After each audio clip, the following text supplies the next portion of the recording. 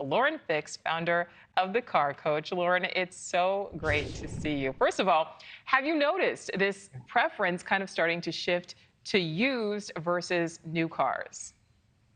Absolutely. When you look at the price of a new vehicle and you know that the moment you sign in the bottom line and you drive off the lot, suddenly the value of that vehicle has dropped dramatically and you don't gain that. That's called depreciation. And if you own the car for 3 years, that's when people trade it in off a lease. And this is where the value is for the average person who might want a minivan with all the safety features, but not all the bells and whistles, not all the nannies. And this is one of the things that people are starting to look at, that it makes sense. And your insurance rates are lower, which Yeah. people like, because insurance on a used vehicle is going to be much less than that of a new vehicle, which is dramatically higher, about 40% across the board. Yeah, and insurance has just gone up, period, too. I mean, I know here in Chicago, with all the car thefts and whatnot.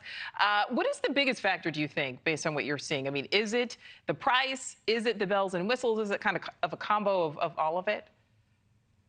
I think part of it is what you get for your money. If somebody leased a loaded Mercedes Benz with all the goodies, they'll be well over $100,000. But at the end of that lease, they're going to go to the next vehicle, which leaves a 3-year-old Mercedes Benz, for example, could be anything, that's got all the bells and whistles at a fraction of the price. So that's where people are seeing the best value. And it's always been the best value to buy a certified pre-owned. And I highly suggest getting from that brand. If you're looking at a Ford, go to a Ford dealer. If you're looking for a Hyundai, go to a Hyundai dealer. Same thing with any of the brands, because you're going to get all the recalls, technical service bulletins, all taken care of. And many times, especially higher expensive brands like Ferraris and Porsches, they'll transfer the warranty, give you an additional 3 years plus maintenance. Some brands do, some don't, but it's certainly a negotiating tool versus buying a Ford at a Honda dealership. They're just going to say you get a 90-day warranty and thanks for buying from us. All right. So Lauren, I have a question for you. So my 78-year-old uncle, who I hope is watching, recently got a new car. I don't think he uses any of the new technology. The push to start is enough for him. But when we were talking about this in our meeting, people in their 20s and 30s are saying there are so many bells and whistles now. Do you think automakers will take notice and maybe stop trying to continually advance this technology? Well, I think they're constantly advancing the technology, whether it's an EV, a hybrid, or a regular gasoline-powered vehicle. And it's funny, like this perpendicular park and parallel park. First off, you should know how to do that. That should be pretty simple. But people love to show their friends, check this out, it's Smart Park. I don't have to, I can use my key fob and pull it out of a parking spot. But how many times do they actually do that? Maybe once or twice over the life of the vehicle. So you're paying for that technology, even though you're rarely using it, or you might not use it at all. Especially like my mother-in-law is another one. She's got a Lincoln and she doesn't use 3/4 of it. She doesn't even use the Bluetooth. She tries to put the phone in her ear and I'm like, you can't really do that. It's unsafe.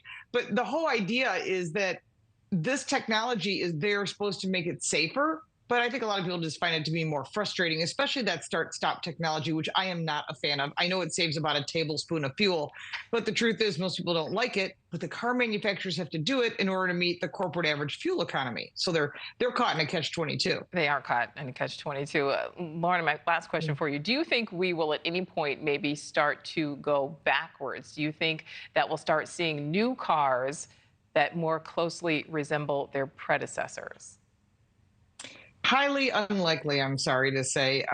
It's all about safety.